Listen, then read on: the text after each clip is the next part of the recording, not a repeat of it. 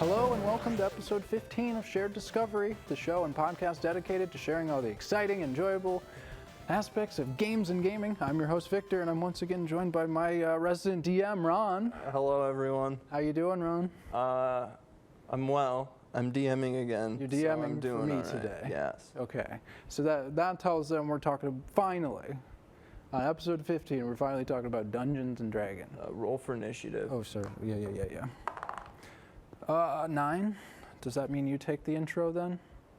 No, I think you got initiative. Oh, I got it. Cool. My dex modifier is a +3, so 12. That's pretty good. Good? Yeah. Okay. So what do I do with initiative on a podcast? That's a great question. Great question. I'm going to ask you a question. That's what I'm going to do with it. What's that? What is one of your first memories of Dungeons and Dragons? I like to do this. I like this question with all of our classic games. First memory of Dungeons and Dragons is going to have to be my brother teaching it to me. No, my brother and his friends playing it in the basement of my childhood home. Is pretty good entertainment when you're a kid. Sure. Watching there like a bunch of teenagers cracking jokes and telling stories and stuff like that. So I'd just sit around and like watch them play as long as I could. It's kind of like watching a show, honestly. Yeah, it was. It was hilarious. There was all sorts of like gravity bending shenanigans and like lots of unnecessary violence. Yeah, good times. That sounds about right for your first few sessions, campaigns. Yeah, what's escalation? I don't know. Let's just jump right to stabbing some dude. Murder hobos, Yes. as you'll hear, as the first-time players. Classic murder hobos. Got to get it out of your system, then you can get into the role playing. Right? And you know, I've been guilty. Those are some of my first memories. To just say, okay, I have this power. How do I use it in a silly way? You know, I can summon an animal. How do I do this in a silly way? So, you know, dropping dolphins on people in deserts, right? Yep. Classic. That's like one of the first like core memories of D&D for me. Summoning a yak to pull on a rope, and it just so happens that there was a whole town of villagers holding onto that rope, and they all just get pulled into a well The whole by time. a yak. Oh my, what a strong yak. I mean, they're really How small is the town? I guess is the real. small. That's a small Village, It's not a town. village, yeah. Hamlet. And just light it. We've lit towns on fire. Yes. We've entangled them. Well, all of this to say, D&D is crazy. It's fun, and we have so many awesome experience. Even to this day, I'm playing tomorrow, and the next day we have a couple campaigns going together. One you're DMing, dungeon mastering. One we're playing together, which I think is that the first time we've played together as players in a camp. It might be like the second, Yeah. but it's so long ago. Might as well be the first. Yeah, because we've been playing since we were teenagers. We took after your brother, so that's cool. I like that. It sounds like, thinking back to the Magic episode, it's like your brother helped you so much find some cool games. What a bro. I know, like, what did I do to deserve that, huh? I mean, it's okay that he bullied me a little when we were kids, because he showed me all these cool games and all this great music. Daft Punk, like, seriously? Okay. Some sweet stuff. Thanks, bro. Thanks, bro. Yeah. So, all of that to say, we're talking about Dungeons and Dragons today. And we're gonna start at the beginning like we did. So this is gonna be a beginner's guide. Okay. Right? We're gonna go over, it's gonna be mainly geared towards new players. And so you dungeon masters out there, Yes. there might not be that much here for you, right? Because dungeon masters inherently, as we'll get into the definition in a bit, have to know a lot about the game to run the game. Oh, yeah. But we're gonna go over, you know, what it is, how to get into it, and then if there's time, I'm just gonna work with you, my DM, just to build a character. Sounds good. So, that being said, just a little bit of history. I like a little history on the show, and I wanted to know, when did Dungeons and Dragons start? Like, I know it's integral to just modern role-playing games, but when did it come out? And it actually came out in 1974, and it is a fantasy tabletop role-playing game designed by Gary Gygax and Dave Arneson. And that's when it was released as a product. Before that, like during the 60s, I think, it was just sort of these guys in a basement like making up a game based on the rule set of a tabletop war game called Chainmail. Yes, that was the inspiration that I saw when I was looking for this history. Yep. Which that's where a lot of the combat rules come from that you see in earlier editions, like the AD&D and 3rd edition, and it's revised 3.5 edition, but after that they sort of start going in a different direction with a lot of the theming. With the themings and the play style, and that's important that you bring up edition, because we should say that this also is going to be geared towards players for 5th edition, right? So we're up to 5th edition rule set, and so that's where we're going to be gearing this guide towards. And so D&D 1974, and it's still going strong, and it's recognized as the beginning of modern role-playing games, and it has set the standard for the role-playing industry, and it's deeply influenced video games, right? Oh yeah, World of Warcraft. It's integral. It's one of these pillar games that we talk about, right? Where there's a lot of other role-playing games, but when you talk about role-playing games, you hear Dungeons and Dragons. Even people who've never played it, they know what it is. It all comes from Dungeons and Dragons. It was the first. Chainmail was the first. D&D was the first, that made it. Chainmail was... That's what I saw. Tabletop war game. Okay. It had none of the dungeons or the adventuring. Okay, that's good to know. Squad combat. Yeah, what I saw in my notes is like Chainmail was first, then D&D, but that I didn't actually look into Chainmail is like barely any rules. Barely anything. Barely. So they're like, that's fun. Let's expand on it. Yeah. Semantics. Essentially, yeah. Like technically, yes. Technically, yes. Hey, that's our favorite word. Nerd. We were just talking about this before the show. Technically, it's a nerd word. Is technically right is the best kind of right? Yes. I hate that so much. No. Okay, so that's the history of the game. It's huge. This is what happens in D&D. We get caught in the semantics. So we're going to move forward, and we're going to give a gameplay overview. Ron, Okay. so you want to, as the DM, teach us about the game? So, wow, gameplay overview. It's a lot, but essentially boils down, I say that a lot, boils down to there's 2 types of players. There's the DM, or the Dungeon Master. That is what I am Ron. today. And they are sort of the computer of the game. They keep track of the world. That's their job, and their job is also arguably to help everyone have fun and help everyone with the rules. And it's supposed to be conversational. It's not like, oh, you're breaking a rule, so I'm going to kill your character, that sort of thing. It's very much warden, be a warden, be a guide more than an overseer. Some of the words that I saw when I was looking into this was a storyteller. Yes, organizer, a storyteller, a referee. Right. So you're guiding the players as you tell through your story. Yeah, and it's not just your story; it's the player's story. So there's a lot of conversation with the players, and usually the DM is the one that organizes games sessions. That varies from group to group, in my experience, but 9 times out of 10, it's the DM organizing things and getting stuff together. Just as they are keeping track of the world and the game systems and things like that. Yeah, so they make the world. They're the computer. They're the computer, and essentially they control all aspects of the game except for what the player characters do. Right. And the player characters is everybody else that's playing D&D.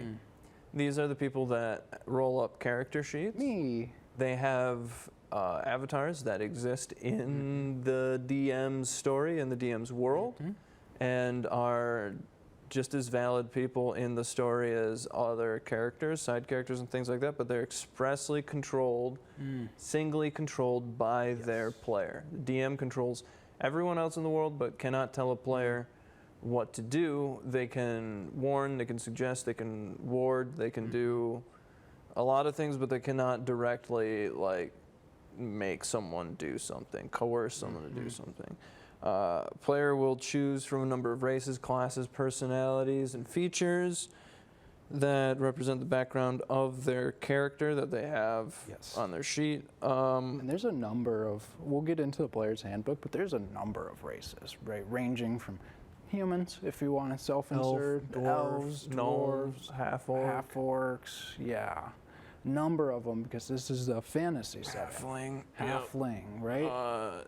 Weird not magic, but they're owned by Wizards of the Coast, both of these, Dungeons and Dragons. But Dungeons and Dragons unique races like Genasi or Genasi, I've seen it pronounced both ways, and those are like elemental aspect people. Yeah. So those are pretty fun. Tieflings, yep. How would you describe a tiefling?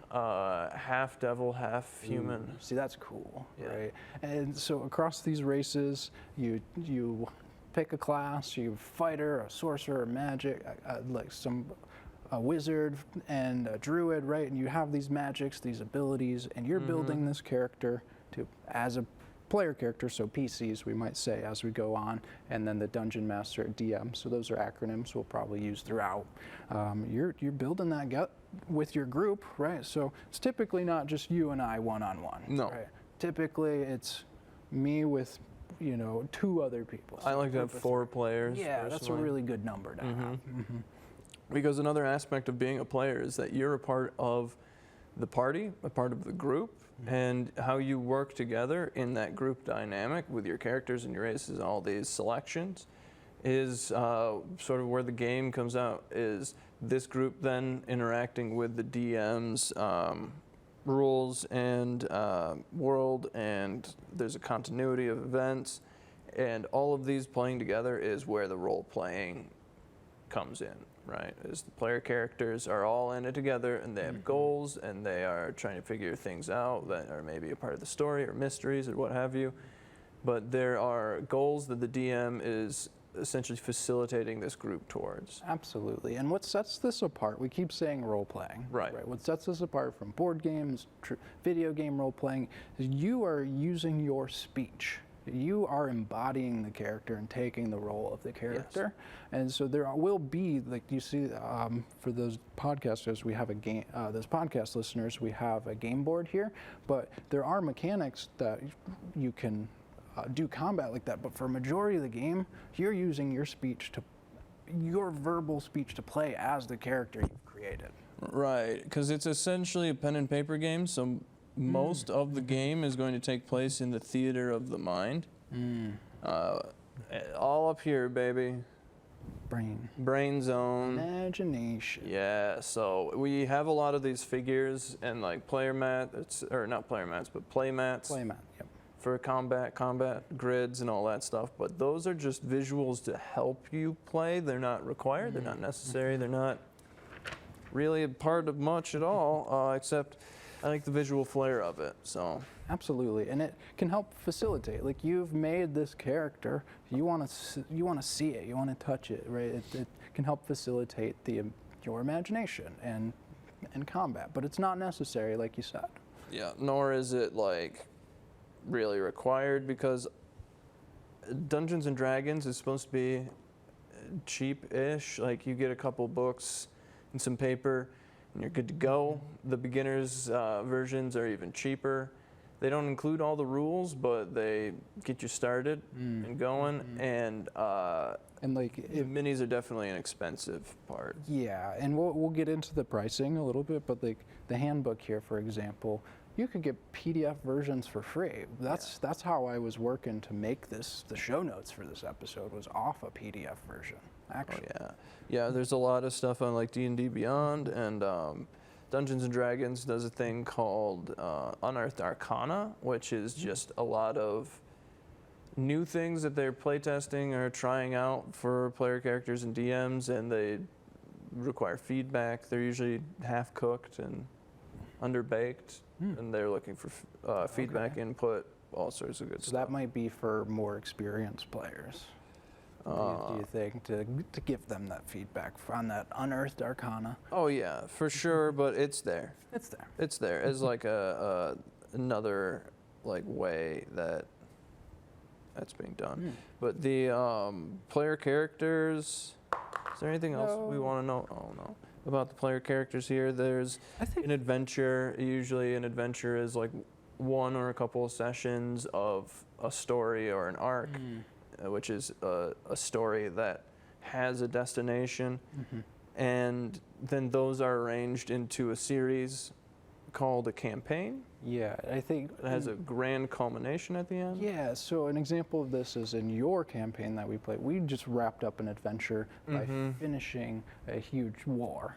Yes. Right? But that's not the conclusion of the campaign, the story. So we're going to have these, over the course of these meetings, these sessions, these 2 to 5 hour sessions, where we're going to build adventures that build on each other to make this overarching campaign. Right, and that's where the collaborative effort comes in. And how adventures work is a DM assembles adventures out of events, actions, and monsters, and hooks, which hook players into actually playing the game or like going after goals or being interested in what's going on. And adventures can pretty much be anything you want them to be. If you wanted to just be some political intrigue in a castle, it could be that. If you wanted to be a bunch of rangers hunting an enemy army through the woods, you can do that, right? Adventures are pretty sandboxy, pretty open to Sandbox is imagination. A great word for this. Yes. It's completely open, and you can tell the story you want to make. You can make the world you want, or you can. What's really great is Wizards actually provides pre-made settings. Yeah. And I've played through some of these where we do half of what that setting is encouraging to us to do, and the DM says, I don't want to do the rest of that, so I'm going to make up half of this, right? So that's a really good way if you're like, I don't want to build something from scratch, but I want to have creativity. Yeah, because that's a huge part of DMing is running and making the game, and making the game is a lot of effort, and knowing how that works and what doesn't work, what goes where. Writing a campaign can be really intimidating. So definitely pick up those pre-built, pre-mades, because you can even just take, like, there's one that's dragon invasion, apocalyptic dragon invasion, right, of the plane that you're on. And you can just take that cool idea and cherry pick the stuff you like out of the book and make your own. So it's funny, we're getting into a little DM advice, but I think this is good because it's find your inspiration. And I think that applies to the characters and the DMs. Yes. Find some inspiration for the character you want to play. Find some inspiration for the world you want to build. Right, like run with it. in one of our current games, I'm playing a character that's based on the Oracle Delphi, and how it was just some random, at first it was just some random young girl that they would have sniff and huff the fumes that came out of the earth and tell oracles and stuff.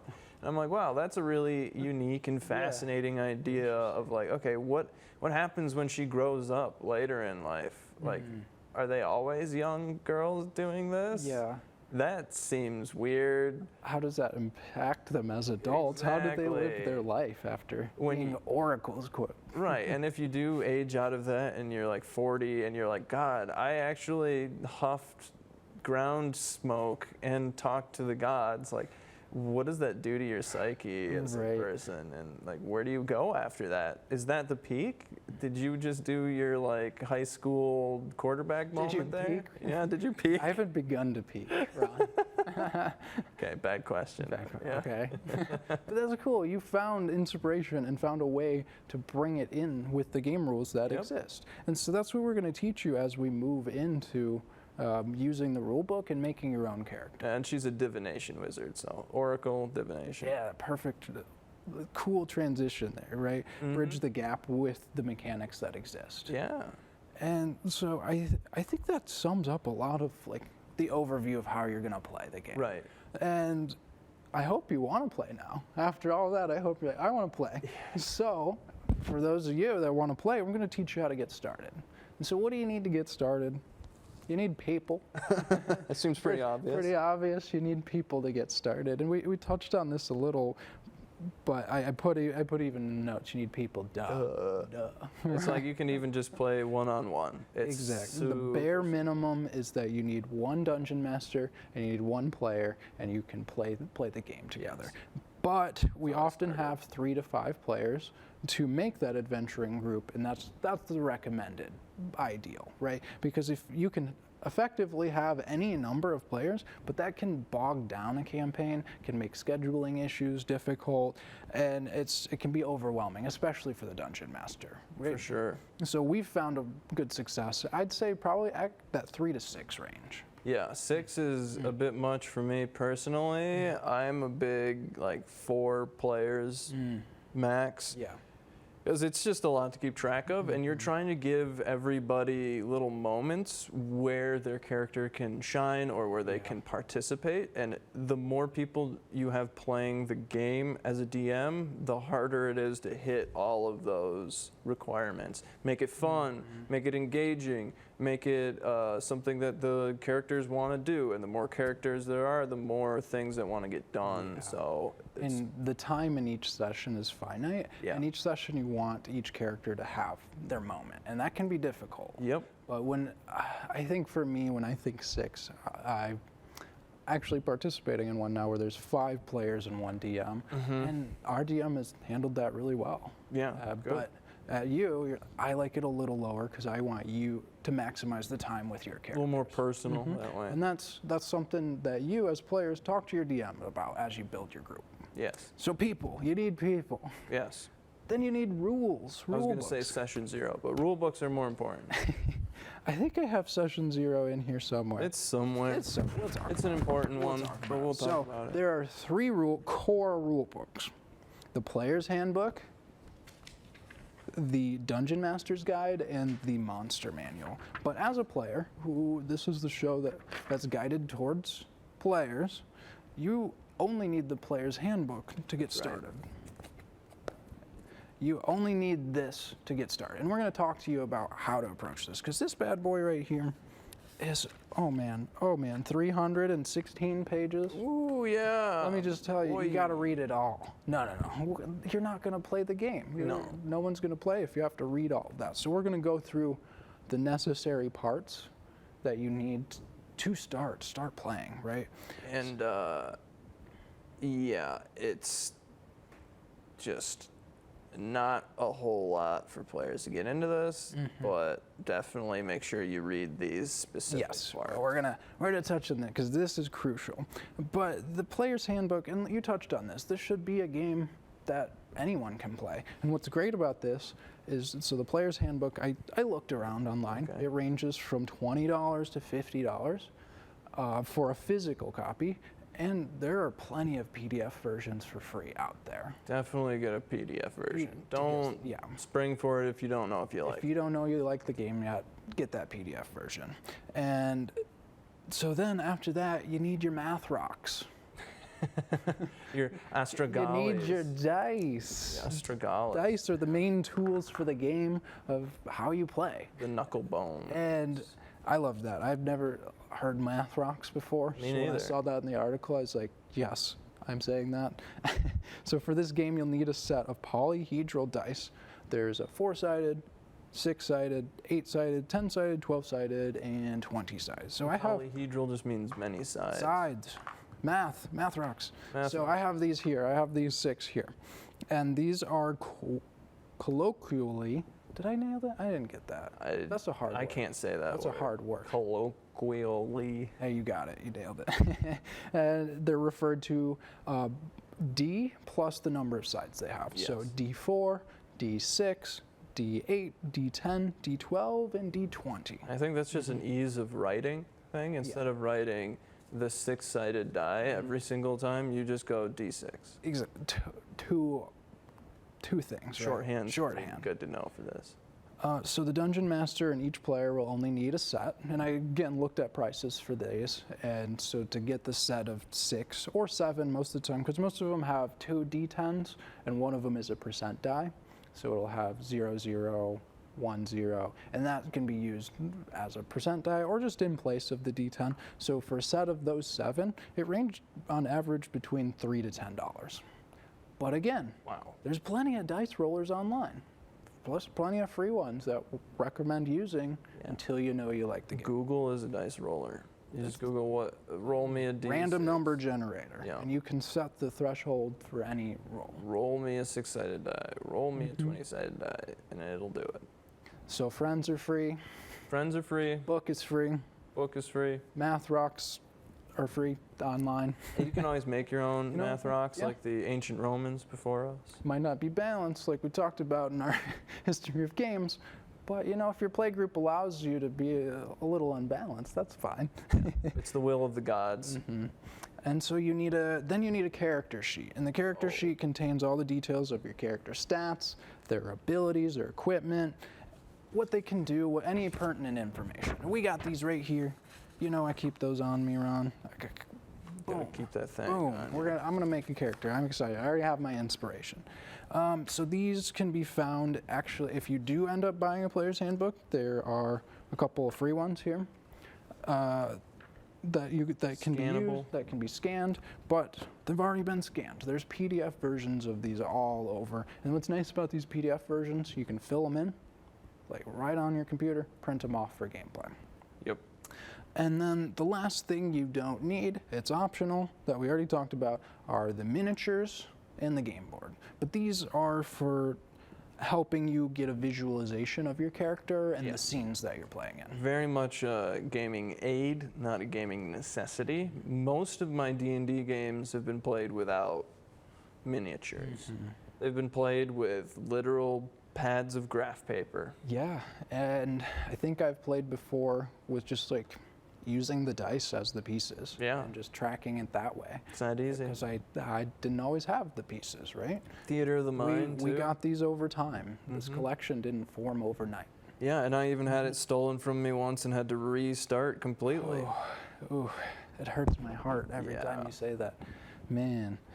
But another free way to play with minis and figures is actual virtual tabletop. I was gonna say online. Online. And this is a way to play for free to get access to a lot of resources, such as these minis. And there are premium versions to get more resources, but this is good for players on a budget and players that can't be in the same room, right? If you still want to play with someone who lives in California, just load up one of these virtual tabletops and you can get in there and play together. Hop in a Discord call, hop in a voice chat, and play. We've played like that a lot, multiple times. Oh yeah, I'm not really a big fan. I feel like there's more of a cognitive load, but once you learn everything and you're pretty fast with hotkeys, it's not as bad. It's also not my preference, but you know, my partner has, Savannah, she has one that she does once a month and has a ton of fun with it. Yeah. So if that's maybe that you come from playing video games, you come from MMOs where that's how you play, that could be a perfect way to start. It's right there for you. Yeah. All right, Ron. Is that one? We're not going to teach the rules today, but we're going to talk to you about the methods of learning the rules. So let's go over that. Tell us how to learn the rules for the game. So it's good to know most of the rules, but I wouldn't recommend memorization. You don't have to memorize everything. The books are reference material. Yes. You can always reference the books for anything. Yes. Just right off the bat, you don't need to memorize stuff. Yes, these books are fantastic. They have a huge, just like glossary back here that you just keywords, appendix back here, index. That's the word. I got there. It has this huge index. Say a DM just says a word that you're like, okay, what the heck does concentration mean? Right? Boom, 203. Cool. Let me refresh myself on what concentration means. Because there's a lot of important concepts, but nobody expects you to get them down right away. It's even easier on the PDF because you can hit Control F to search the whole document. Find the words. Find the exact words you're looking for. Yeah, yeah. And just be familiar with the core mechanics of combat, leveling up your character specifically, its class, its race, its abilities, anything that it can do, really. Yeah. Like, that's when I have players come to the table, that's what I want them to have on them, is the basics of their character. I want them to know everything about their character, because my job as the DM is to know everything about the game. Yes. And if I know everything about the game, it's only fair that you should know everything about your character, and we should be able to have these dialogues where I go, what is that about your character? Tell me that about your character. Yeah, it's okay to ask questions as a new player, but you should be familiar with your background, the character that you're playing, and your mechanics. Yeah, and I get it. It's hard. You're not gonna have it be prepared all the time, but just making an effort will make your DM appreciate you. Absolutely. And I feel like that's a big part of the initial conversation of Dungeons and Dragons, is how much effort are we gonna put into this? Yeah, I've heard that a lot, is how much effort, how deep do we want to go, how committed do we want to be? Right. In terms of how often do we want to play, that kind of stuff. And that will kind of key you in onto like how much you need to learn ahead of time rules-wise, but the actual learning, there's plenty of great tutorials out there. Absolutely. I did a quick search yesterday on YouTube as I was writing these, and there's all kinds of videos. There's beginner videos like this, and as short as, I think I saw one is 8 minutes, right? And then there's any mechanic that you see in this book, there's a deep dive in how that works. Oh yeah, there's even YouTubers that have based their entire career on like taking normal mechanics in the game and just messing with them, or finding out where they're broken or how they can be used in certain ways to make characters that are extra powerful. Like there's a thing in the game, there's a tutorial for it. Absolutely. So tutorial videos are fantastic. Yeah. And then next we have things like gameplay videos. This is your critical role. This is Dimension 20. Dimension 20. Yeah, there's all kinds of them. There's so many gameplay videos of Dungeons and Dragons and people playing Dungeons and Dragons on streaming sites that it's insane. It's like, it feels like every single podcast and YouTuber has their own Dungeons and Dragons game going on Twitch. It's just like mind bending. I wish I would have gotten in on that. I know. Way early. Years back when I was cleaning at Ferris, where I went to school, I just listened to the Drunks and Dragons podcast. Yes. That was my man. That was fun. Was that when you were cleaning the room full of dead animals? Yeah, it was the Card Wildlife Center. So yes, that is true. It was ominous at times, but yeah, used to it. Just cleaning with a mountain lion staring at you. Yeah, because I can't remember his first name, but Mr. Card, he was an exotic pet animal slayer, hunter, and he donated all of them to make a exhibit. Man, that's morbid. It is morbid, but so yes, that to tune out the morbidness, I'd listen to Drunks and Dragons, the podcast. Right, so it was fun. There's all kinds of them, and that was 6 years ago at this point. So there's probably so many more. So you can find people and personalities you like, and what's great about these gameplay videos and podcasts is getting inspiration and seeing the rules in real time. Right.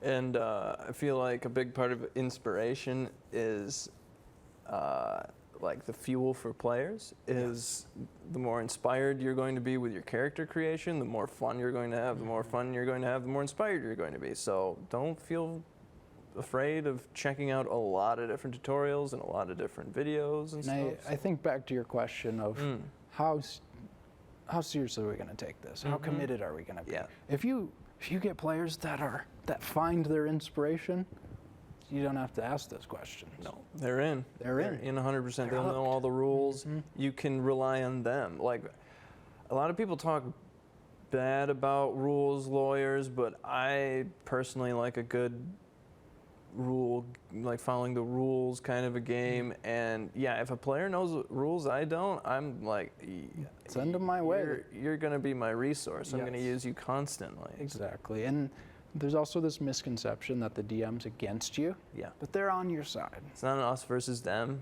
It can be, if that's what you want and that's what your DM is going for. It can be very antagonistic, but You got to communicate that that's what you're going for. right. But a majority of the time, the DM has spent so much time crafting this world. They want you to have fun, and they want you to succeed. They want you to struggle. They want there to be challenge, but they want you to overcome it. Yeah, right. Like just because you're friends doesn't mean you're just gonna walk to the treasure. That's not fun. You need barriers. You need things put You up. don't simply stop walk into Mordor. You got it. Right. Right. It's a whole journey. That's one of the best Dungeons and Dragons campaigns I've ever seen put to film. oh, is The absolutely. Lord of the Rings. Is like I can't help but think of a D&D group of people sitting down at a table and like somebody's playing an elf ranger and that's Legolas and like Ron. a human fighter and that's Boromir. Spoilers, that's my inspiration for my character. No way. Lord of the Rings. What? Stop. What is it, Gimli? Spoilers. How's Come that on. spoilers? Come on. I was going to get there. So, man. gameplay videos, tutorials, but I know, here it comes. You have to read. You have to read. There are parts that you have to read, and we're going to tell you what you have to You read. can have someone read to you, but But you got to get in there, and there are core parts that you got to read. And it's not 300 pages. no. It's more close to like 25. And I can read 25 pages. I can do that Yeah. easy. I could play. That's like a board game manual, right? Some of them are like the 25 page, a longer one. Yeah. But the thing is, I say that, but this book has so many graphics and pretty things, so it's like, is it actually 25 pages? No, there's a lot of half pages in there with the pictures and So when you learn the rules, when Charts. you start, the mechanics you need to be familiar with. The core mechanics are character development and advancement, using ability scores and skills, and combat actions. So we're going to move through those now and talk to you about where those are in the book. So, character development and advancement. What you're going to want to do is you're going to want to read the introduction, because the introduction is only 4 pages. It gives a brief overview of the core mechanics, a description of how to play, and describes the 3 pillars of adventure: exploration, social interaction, and combat. Read it all. Right? yeah. This is going to really just illuminate what the game is. Then after that, after the introduction, I can pop the book here. You're going to want to read Chapter 1. Chapter 1 is a step-by-step guide on creating your first character. It's only 6 pages, but it's crucial. It is crucial that you read through this when you make your first character, because it's going to give you a step-by-step guide on choosing your race, your class, your equipment, your background, how to determine how to get ability scores, how to assign them. Read it all. 10 pages. Read it all.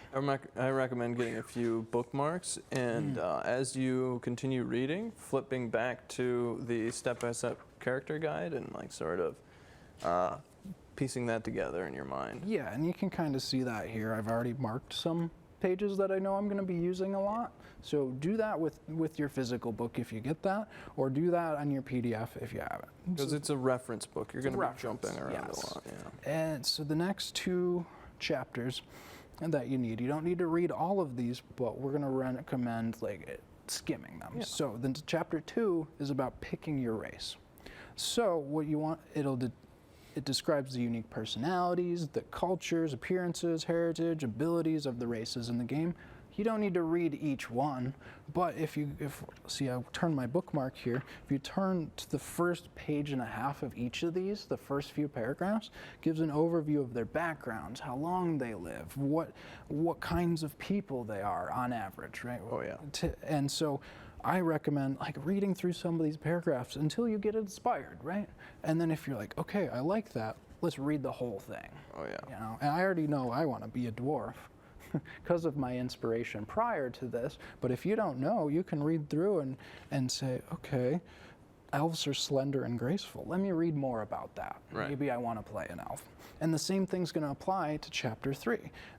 Your classes. So the classes are going to be how you play the game. Yeah, this is the quintessential like prime motivator of the game and your character. This is like where all their abilities come from, is their class. Yes, and I said how your characters will play, or more aptly, how they can play. The skills, the abilities you'll have to interact with the world and during combat.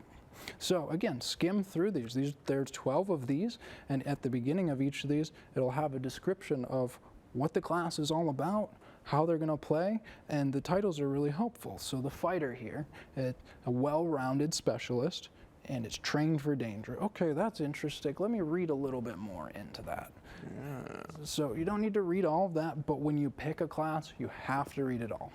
I always think of Indiana Jones when I think of the fighter. Interesting. Yeah, I don't know why. Huh, I wouldn't have thought of that. Right. Huh. But there you go. Yeah, I like that. I like it. So tell us where to go for ability scores. Oh, ability scores is in chapter 7.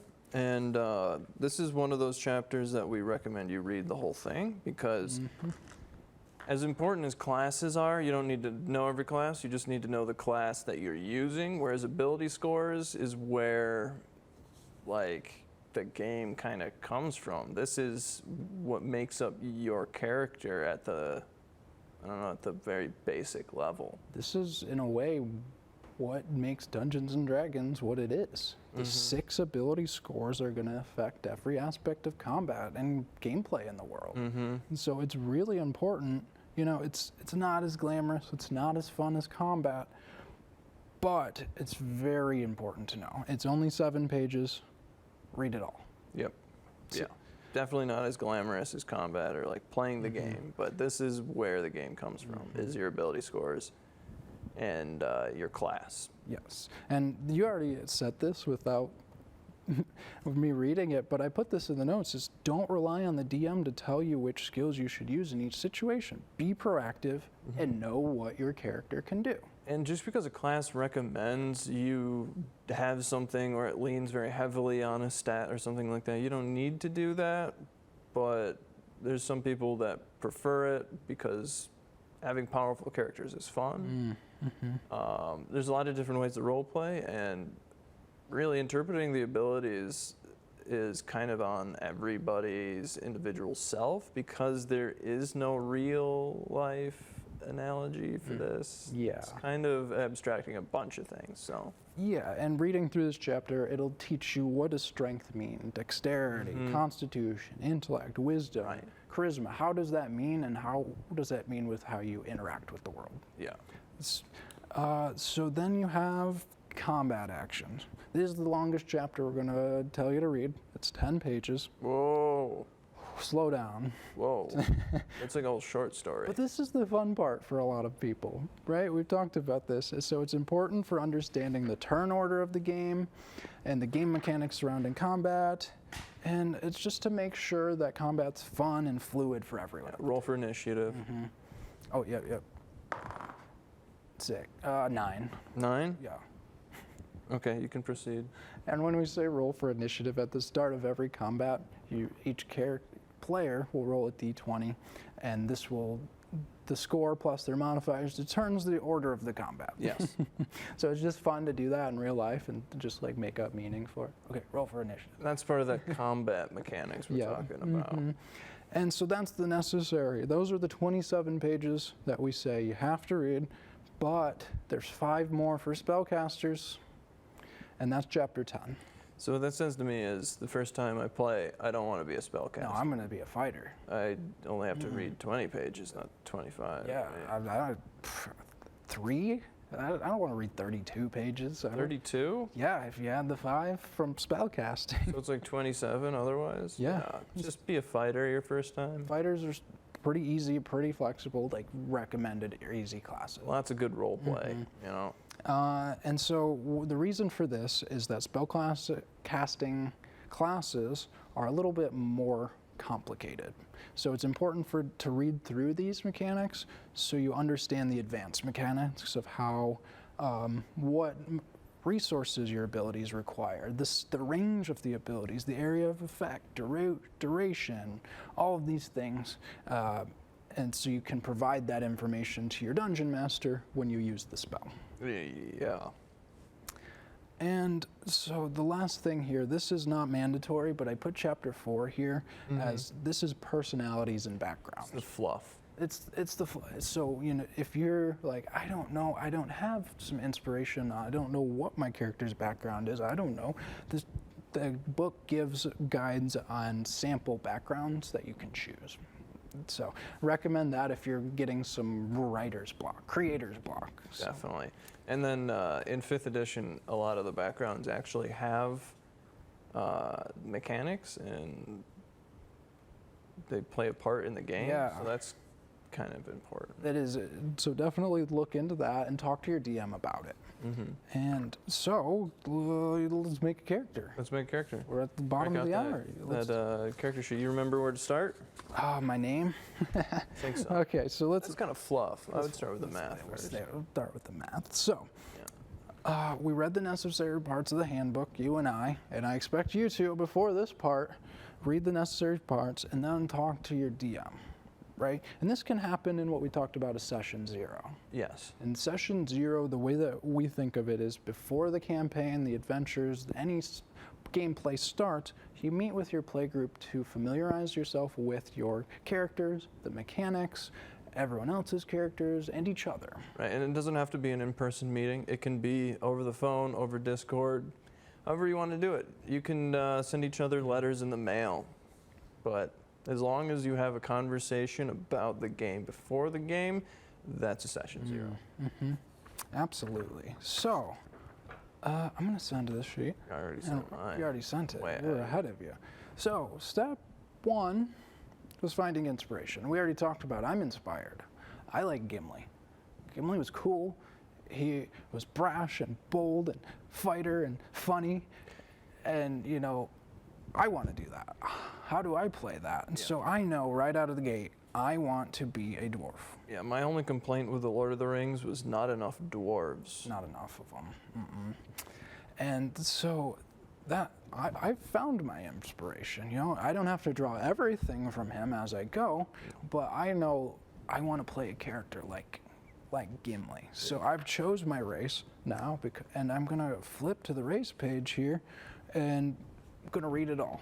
Right, this is the step where we say read all of the things. So what this has past the lore, all of that, it's gonna tell you sample names, right? So dwarf names are granted by the clan elder and in accordance with tradition. So they have male names, female names, clan names. So right now I'm like, oh, Rurik, that looks cool. I'm gonna be Rurik, and I'm gonna be Rurik Vistra. That's cool. Like, now I can start thinking about, all right, what is my clan all about? Yeah.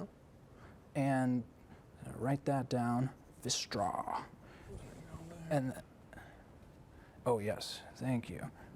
That's why we're doing this session 0, so you can guide it. I'm gonna write it in the character's name here. Yeah, you're gonna write fighter level 1. Yep, and then I am a fighter, level 1. And before we move past this, I'm going to go down and it's going to tell you about the dwarf's traits. And what this is, it's going to tell you some in-game mechanics, how long they live, their alignments, are they lawful, good, evil, their average size. So here I see increase your constitution score by 2. And I'm like, okay, I haven't rolled my scores yet, which we'll do in a second, but I'm going to put a reminder here of +2 to my constitution. And then on average, dwarves mature at the same rate as humans, but they are considered young until they reach the age of 50. And they can live upwards into 350 years. Wow. So I looked up that Gimli was, I believe, 132 at the time of Lord of the Rings. Pretty young. Pretty young dwarf. So I think I'll probably be around that age. I'll be a little younger. I'm gonna be 112. And so that's on this next sheet here. So age 112, and then their alignment. Most dwarfs are lawful, believing firmly in the benefits of a well-ordered society. So I think I'm going to be a lawful good character, right? I want to fight for a cause. As a fighter, I want to fight for a cause. So I'm going to write that right on the alignment. Lawful good. And then their size, they stand between 4 to 5 feet and I average 150 pounds. I think I'll just be right in the middle there. So height 4'6" and 155 pounds, eating a little much. And then this eye color, this skin color, you can fill that in as you go. But as we move down here, it's going to tell me my speed. So there's a speed block here, and this will determine how many blocks that squares you can move on the grid. And for here, it tells me 25. So I'm going to write that down as a reminder. Standard is 5 feet per square, per inch square, but I've seen DMs run all sorts of things. So. Sure. And then I have dark vision. I can see in the dark, so there's a feature and traits section here, dark vision. And what I usually do is I will just write the page where this is, so page 20. So I don't have to, and then maybe write like a little refresher note for me. It's like, okay, I can see up to 60 feet in the dark with dim. And so, but the page number helps me flip back here. And then I have Dwarven Resilience, Dwarven Combat Training, and it tells me my languages. And so I'm just going to write these down here as I go. And this can be something we come back to, right, as you go. But I know my race now, and I want to pick my class, but I know I'm going to be a fighter. I'm going to be a fighter like Gimli. Pretty simple. Makes sense. Boom. So I have already marked this page. And what you're going to want to do is just, again, read through all of this. A lot of this becomes relevant later, but it's important to know what you're building into. Yeah, be planning ahead. And so it's going to tell me creating a fighter, and it has a quick build section and then class features. So class features here says my hit dice are 1d10, which means whenever I roll to increase my health or heal, and I'll short rest, I roll the 10-sided die. But I think it's probably time to roll ability scores. Yep. And so this is where we determine the stats of my character, and there's 6 scores, and there are 3 ways to do this. The first method, which I'll probably use because it's fun, is the rolling methods. Ooh. So you're going to roll 4 d6s, 4 6-sided dice. Really is the most fun. And then you're going to take the highest 3 values, remove the 4th die, add those together, and then you're going to write that number down. You're going to do it 6 times. So I rolled a 10. And do you want to tell them about the other methods while I roll these? Sure. There's point buy, which you get a number of points that add up to, I think it's the 6 main scores. They add up to a certain, I'm not sure what number, but it's essentially considered a balanced and fairer way of building characters because you can push stats higher, but the thing with the high variance rolling dice to get your stats is you can luck out and get those characters with just all good stats, and that can be considered not fun to roleplay or not fun to play because it's so like good at everything type of a character. And I like my characters have weaknesses, and that's a big focus of 5th edition as well, is having strengths and weaknesses, playing into your character and your roleplay. That's why I never like to re-roll a lot of stats. I like to just roll it, see what I have. People are flawed, right? You want your character to have flaws that you, as a player, it gives you a sense of accomplishment when you overcome. And points buy has that sort of built into it, where you're going to have some low stats and you're going to have some higher stats. And it's on you to determine how low you want those stats to be and how high you want those stats to be. I think there's a bottom limit at like, you can't go lower than 9 on a stat or something like that, but I don't know what the bottom limit is. Don't quote me on that. I've definitely had a 5 before. Right. But the stats range from 1 to 20 on average. Yes. We'll say that. And they cap out at 30, but you can't get there without magical items helping you. And so as a character, your stats are going to max out at 20. So a way to think of it is an average human is going to have a 10. Yes. So average human is going to have a 10 in strength. So anything that you go above that, you're getting stronger than the average person. So think about someone that's a 20. I think about like one of those strong men that are like 6'11", 7 feet tall, moving these 400-pound boulders. That's kind of what I'm thinking about. Right. It's not a perfect, like you said before, it's not perfect for a real world comparison. No, and it's points by is very similar to preset, which is you get 15, 14, 13, 12, 10, and 8, which is just like a really basic hero type of nothing special, nothing awful going on. And then there's a chart on page 13 in the player's handbook. Yes, there's this chart here where it gives you customizing your ability scores. It gives you 27 points, and in the chart, that's the point buy, yeah. Yeah. And so this is the determined scores, I think, is what the preset ones, and then the point buy is this chart on 13. So you get 27 points. The chart will tell you the cost of getting a score. So for example, a 15 will cost 9 of your points. It's up to you to divvy up those across your 6 points. Right. And so that is like, it's going to take much longer than this, right? We've been at it for probably 10 minutes, but I have a basic idea of where I'm going now. I know where I need to read in the book. I know where, what my class looks like. I know my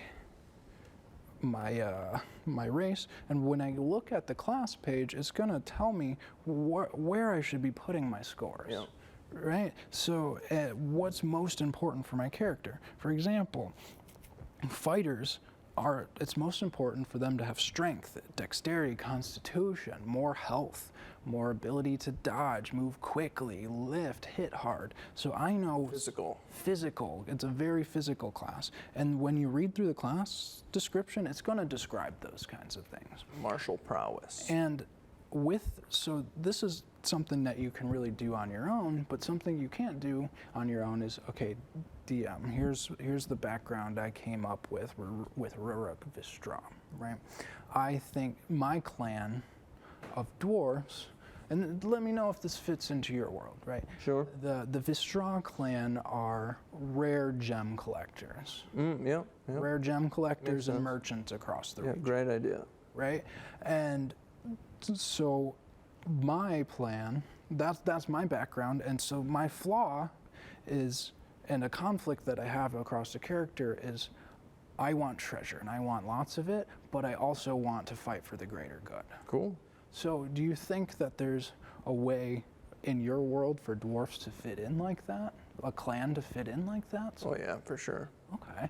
And so then we're having these conversations, and you might pull out the map and be like, okay, this is where you're going to be from. You might give me some background that I might know. Yeah, like maybe you're from the Misty Mountains or something like that, or the Iron Hills, we'll say. And then okay, so what's some background about the Iron Hills? What would I know about that? Oh, dwarves have been living there for ages. There used to be a dragon nearby. Dragon. There was a giant gem in a 5-army battle that took place nearby. But other than that, yeah. Okay, and then that gets my gears turning. Like, okay, so now I can start thinking about some of the background of my Vistra clan, right? What was their role in that battle with the dragon? Oh, yeah. Right? So then I'm building this background, and on the second sheet here, that's where I start filling in my character's backstory. Yep. Right? So a lot of these mechanics, the fill in, the plug and chug, you can do a lot of that on your own, but we want to meet with your DM to make sure the character you're building makes sense in the world. So plug in your abilities. Yes, I'll plug them in. I rolled a 10, 9, 15, 15, 14, and a 10. So I would recommend you put a 15 in strength, 15 in constitution, and then your 14 go into dexterity, and then you just, put 9 in intelligence. Okay. Classic fighter move. Classic. And then you get 2 10s to put in the rest of them. And that's something you can do with your DM is just ask them for recommendations. So it's going to take longer the first time you build, but I wanted to give you an overview of what it would look like working with your DM to make a character. But we're at the bottom of the hour, Ron. Yeah, we're out of time. We talked about Dungeons & Dragons a long time. That was easy. That was fun. Yeah, we could probably go a little bit longer, touch on skills and hit die, but it's pretty much done. I think we'll have to have like maybe a more in-depth episode, because this was like beginners getting into it. So, like equipment. So as we wrap up, if you have any questions or if there's anything that's helped you get new players into the game, let us know, right? Yes, please. Let us know at our email, shareddiscoveryshow@gmail.com, in the comments here. And as we wrap up, I want to say thank you to BCTV for letting us put on this production. And thanks for joining us in episode 15 of Shared Discovery. And before we go, I want to say to have fun, play some games, be good people, and take us away, Ron. Riches must be divided, but real wealth can be shared. Yeah. Thank you. See ya.